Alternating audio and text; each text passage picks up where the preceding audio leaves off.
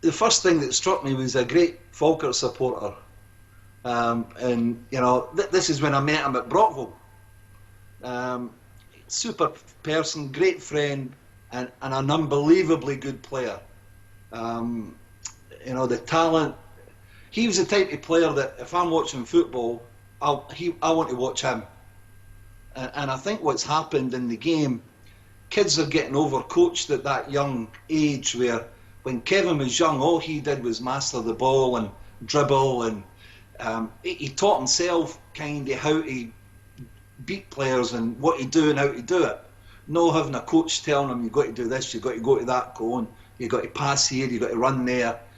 That comes kind of at that later stage, but he did all that. And you know, he's not a big guy, as you know.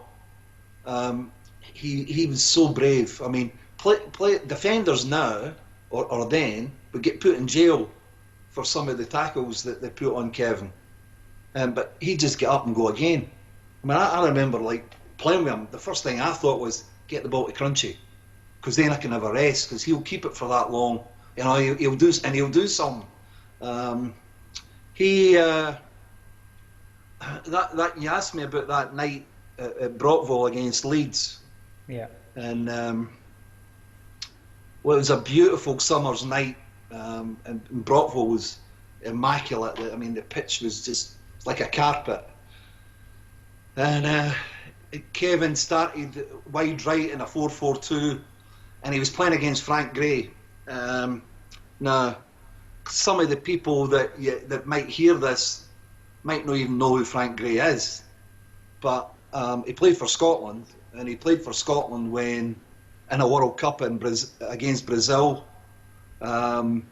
He played in 2 European Cup finals, one for Leeds, one for Nottingham Forest. Won one, lost one, and he wasn't just kind of an ordinary player.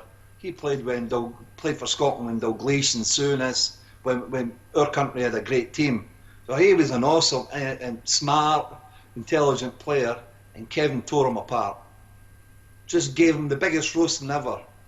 And it's quite funny because I've got a group of friends here in Sydney that we catch up maybe every 2 or 3 months, and we catch up at lunchtime, have a few beers and something to eat, and just bag each other about football. And one of them is Paul McStay, the ex-Celtic player. Paul and a guy called Davy Mitchell, who played for Rangers, and he was at Chelsea when Crunchie was there. And Frank Gray lived in Sydney for about 4 years, so Frank used to come along, become really good friends with him. And we were talking one day, and Crunchie's name came up. And Dave Mitchell said, Brian, you know Crunchie, don't you? I said, yeah, really good friend. And Mitch says, I played with him at Chelsea. He was a wee bit stiff because Pat Nevin was there at the time, and and Paul McStay says, good player, yeah, great player. Probably a wee bit unlucky that he maybe didn't get signed for Celtic or Rangers, and that would have elevated him even more. And I was like, nah, he wouldn't sign for any of the 2 Falkirk, man. And Frank says, nah, I'm not sure, can't really remember him. I said, you will remember him when I tell you this. And I told him, I said, he went, you're right.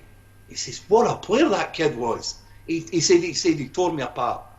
He said, Frank Gray was probably getting closer to the end of his career then, but he still had all that ability and talent.